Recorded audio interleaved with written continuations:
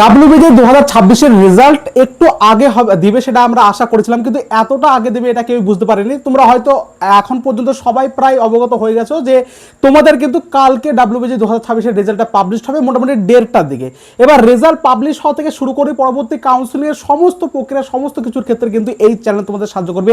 তাই বন্ধুরা যারা যারা এখনো সাবস্ক্রাইব করেন তারা সাবস্ক্রাইব করে তার পাশে যুক্ত হতে থাকো, তার কারণ পরবর্তী ক্ষেত্রে সমস্ত নোটিফিকেশনগুলো তোমাদের পাওয়া কিন্তু খুবই প্রয়োজন। এবং যখন যখন নোটিফিকেশন আসবে আমি দ্রুত ইউটিউবে এসে আমি তোমাদের জানিয়ে দেবো। ক্লিয়ার? দেখো, যাই হোক, আজকের এই ভিডিওতে আমরা ফাইনাল অ্যান্সার কি সম্পর্কে আলোচনা করব। একটা ভুল ত্রুটি, বিরাট বড় একটা গাফিলতি ডাব্লিউবিজি বোর্ডে আমরা লক্ষ্য করেছি, এবং তার সাথে তোমাদের মনে যে এখন প্রশ্ন হচ্ছে, দাদা অ্যাকচুয়ালি কাট অফটা এবার নামবে তো, বা কাট অফটা এই 2025-এর মতো খুব বেশি ইনফ্লেশন হয়ে যাবে না তো, এমন সব প্রশ্নের উত্তর আমি তোমাদের দেবো। কাট অফটা কমবে কি বাড়বে সে সম্পর্কে আমি আগেও বলেছি এবং আরও সুস্পষ্টভাবে আমি তোমাদের বলছি। এবং সমস্ত তোমাদের বোনাস মার্কস সমস্ত কিছু ঠিকঠাকভাবে ক্যালকুলেট করলে তোমাদের কত মার্কসে কত কি র্যাঙ্ক হতে পারে। তোমাদের মনে যে এখন এই মুহূর্তে দাঁড়িয়ে তোমাদের সবচেয়ে বেশি ভয় লাগছে, আমি জানি, বুঝতে পারছি, সবচেয়ে বেশি ভয় পেয়ে আছো যে আমার কত কি র্যাঙ্ক হতে পারে, আমি জিনিসটা কীরকম হতে পারে, বা আমি অ্যাকচুয়ালি গভর্নমেন্ট কলেজ বা কোন কলেজ পাবো কিনা। তো সেই সম্পর্কে আমি ডিটেলসে তোমাদের আলোচনা করে দিচ্ছি কীরকম কি র্যাঙ্ক আসতে পারে। নিয়ার ইকুয়াল টু এরকমই প্রায় র্যাঙ্ক যাবে, তোমরা একটু আশা করতে পারো। ঠিক আছে? তাই ভিডিওটা কাজে প্রথম থেকে শেষ পর্যন্ত একটু মনোযোগ করে দেখার চেষ্টা করো এবং সবার মধ্যে একটু শেয়ার করার চেষ্টা করো। যাই হোক, আমরা ফার্স্ট ওভার বলি যে ডাব্লিউবিজি 2026-এর ক্ষেত্রে কিন্তু ফাইনাল অ্যান্সার কি পাবলিশ করা হয়েছে, কিন্তু ফাইনাল অ্যান্সার ক্ষেত্রে বিভিন্ন অনেক ভুল আমরা লক্ষ্য করতে পারলাম। আমরা তোমাদের কথা মতো 4 থেকে 5টা মতো কোশ্চেনকে চ্যালেঞ্জ করেছিলাম, কিন্তু মাত্র একটা কোশ্চেনকে আমরা দেখলাম যে ওরা কিন্তু উইথড্রল করেছে, মানে উইথড্রল মানে সবার মধ্যে সেটা বর্ণিত হয়ে যাবে। তো এর ফলে কি কাট অফের খুব বেশি এদিক ওদিক হবে, উইথড্রল ফলে কোনো কিছু প্রভাব পড়বে না। যেহেতু তোমাদের বোনাস মার্কটা সবাই পাবে, তাই আমি 64 থেকে আমার মার্কস 65 হচ্ছে বলে আমার র্যাঙ্ক যে খুবই কমে আসবে এমনটা কিন্তু না। তার কারণ এই মার্কসটা সবাইকেই কিন্তু দেওয়া হবে, সেজন্য সবার উপরে কাট অফের প্রভাবটা একই রকম যাবে। ঠিক আছে? এবার যেটা বিষয়বস্তু সেটা হচ্ছে তোমাদের একটা কোশ্চেন যেটা তোমাদের লজিক গেটের কোশ্চেন ছিল, সেটা এ বি ডি অ্যান্সারটা অ্যাকচুয়ালি হতো, ওরা অ্যান্সারটা ভুল দিয়েছিল মডেল অ্যান্সার কিন্তু সেটা চেঞ্জ করা হয়েছিল, সেটাকে কিন্তু চেঞ্জ করা হয়েছে। ঠিক আছে? বাদ বাকি এখনো 2-3টে কোশ্চেন তোমাদের কিন্তু দুটো মতো কোশ্চেন এখনো কিন্তু তোমাদের ফাইনাল অ্যান্সার কিন্তু উইথড্রল করার মতো ছিল, যেমন মানে অপশনটা ঠিক করার মতো কিন্তু ছিল। যেমন তোমার হাফ পাই আর স্কোয়ার একটা কিন্তু ফিজিক্সের একটা কোশ্চেন ছিল, সেটা হাফ পাই আর স্কোয়ার হিসাবে কিন্তু রেখে দিল, বাদ বাকি কিন্তু ওরা কিন্তু চেঞ্জ করেন। ঠিক আছে? আরও একটা মতো প্রশ্ন, মোটামুটি দুটো মতো প্রশ্ন কিন্তু এরকম ছিল যেটা কিন্তু ওরা উত্তরটা চেঞ্জ করতে পারতো কিন্তু সেটা করেনি। তো সেটা কেন করলো এটাকে বোঝা গেল না, তার কারণ এখনও মোটামুটি তোমরা ধরতে পারো 2 থেকে 3টে মতো কোশ্চেন তোমাদের উইথড্রল বা বোনাসের মতো থাকতোই, কিন্তু সেটা হয়নি কারণ সেটা বুঝতে পারছিলাম না। এবার এখন আর তো এই মুহূর্তে কোনো চেঞ্জও করা যাবে না, তাও একবার আমরা রাত্রিবেলা ডাব্লিউবিজি বোর্ডকে মেল করে জিনিসটাকে একবার জানানোর চেষ্টা করবো। এখনও 2-1টা কোশ্চেন এরকম কিন্তু ছিল, সেগুলো কিন্তু চেঞ্জ তারা করেনি। তবে যাই হোক, কালকে এর উপর ভিত্তি করে তোমাদের রেজাল্ট কিন্তু পাবলিশ হয়ে যাবে, হয়তো কোনো চেঞ্জ ফার্দার কিছু হবে না। এবার রেজাল্টে তোমাদের কীরকম কি কত কি ম্যাক্সে কত কি র্যাঙ্ক আসতে পারে, এটা তো তোমাদের মনে বড় প্রশ্ন। দেখো, এ সম্পর্কে আমি একটু ভালো করে অ্যানালাইসিস করে আমি তোমাদের একটা ডেটা তোমাদের পেশ করছি। ঠিক আছে? 1 মিনিট একটু ওয়েট করো, আমি তোমাদের পেশ করছি, 1 মিনিট দাঁড়াও। ক্লিয়ার? দেখো, ফার্স্ট অফ অল আমি বলি যে প্রত্যেকটা মার্কস এখানে আমি রেখেছি এবং সেখানে কীরকম কি 2026-এ আসতে পারে। এবার আমি তোমাদের বারবার করে বলি, কাট অফ কিন্তু কমবে, যে যাই বলুক না, কোশ্চেন যথেষ্ট লেভেলে ছিল, যথেষ্ট হার্ড লেভেলে ছিল, কাট অফ আগের বছরের তুলনায় কমবে, এমনকি বাড়বে না। 2025-এ যে ইনফ্লেশনটা আমরা দেখতে পেয়েছিলাম, হঠাৎ করে প্রচুর পরিমাণে এদিক ওদিক হয়েছিল, আশা করি তেমনটা কিন্তু হবে না, সবাই এটা বলবে।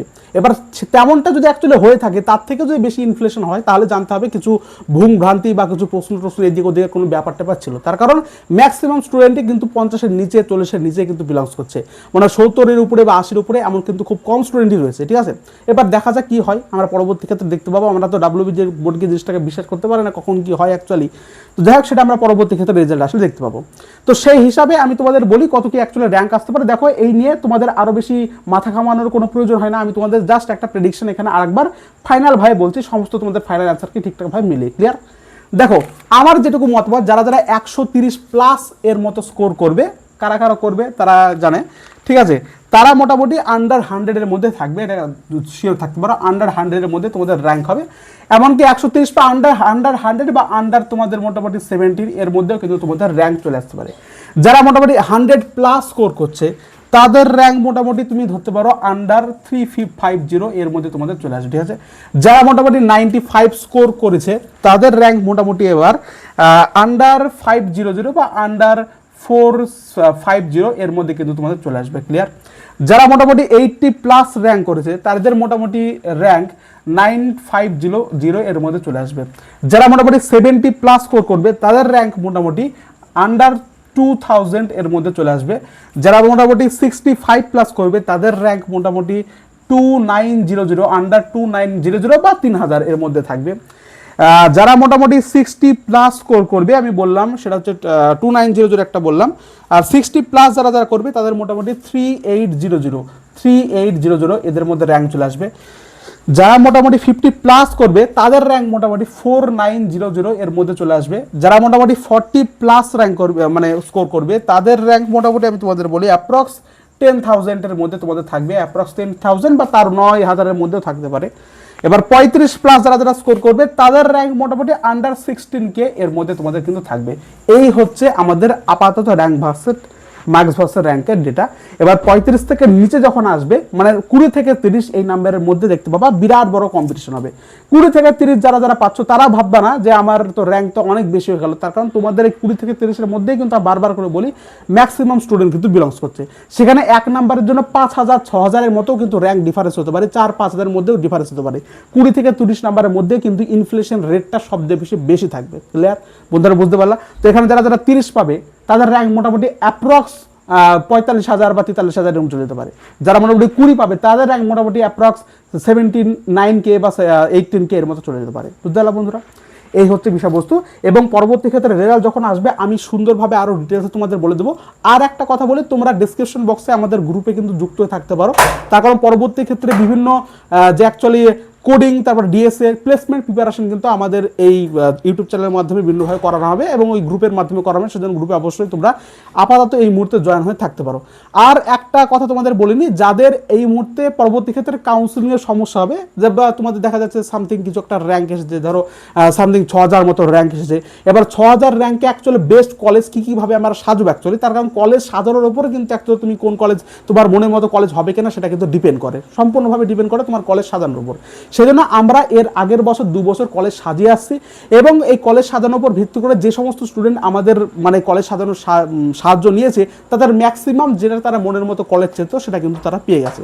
সেই জন্য আমরা বলছি তোমরা যদি এরকম কেউ থাকো যে আমাদের মাধ্যমে তোমাদের চয়েস ফিল লিস্টটাকে সাজাতে চাও এবং কাউন্সিলিংয়ের সমস্ত প্রক্রিয়াগুলো শেষ করতে চাও, ঠিকঠাকভাবে করতে চাও, তারা অবশ্যই নিচে দেওয়া যে নাম্বারটা দেখতে পাচ্ছ এই নাম্বারে একবার হাই লিখে তোমরা কিন্তু মেসেজ করতে পারো। এবং এটা বলে দিই এটা কিন্তু একটা পেড, আপাতত তোমাদের একদম শেষ পর্যন্ত সমস্ত কিছু তোমাদের কাউন্সিলিং কলেজে উঠিয়ে দেওয়া পর্যন্ত সমস্ত কিছু সাহায্য কিন্তু আমরা করে দেবো। ঠিক আছে?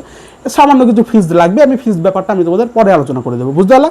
এবং এই প্রত্যেকটা পেড ব্যাচ আমরা প্রায় কাউন্সিলের সময় করে থাকি এবং এখান থেকে সবাই ম্যাক্সিমাম সবাই কিন্তু ঠিকঠাক তার মনের মতো কলেজ পেয়ে যায়। এটা বিশ্বাস না করলে আমি তোমাদের হোয়াটসঅ্যাপে স্ক্রিনশট দিয়ে রাখবো, যদি এটা ইললিগাল আমি তোমার হোয়াটসঅ্যাপ গ্রুপে যুক্ত থাকো, আমি তোমাদের এর আগে কারা কারা পেয়েছিল যে 40 জন বা 30 জন যুক্ত হচ্ছে তারা সবাই পেয়েছিল কেন তারা আমি স্ক্রিনশট তোমাদের দেখিয়ে দেবো 2 বছরের ক্ষেত্রে। ক্লিয়ার? এই হচ্ছে বিষয়বস্তু। আমরা এখানে ভিডিওটা শেষ করছি, দেখা হচ্ছে পরবর্তী আবার সুন্দর ভিডিওতে। পরবর্তী রেজাল্ট থেকে কাউন্সিলের শেষ পর্যন্ত সমস্ত আপডেট কিন্তু এই চ্যানেলের মধ্যে তোমরা পেয়ে যাবে।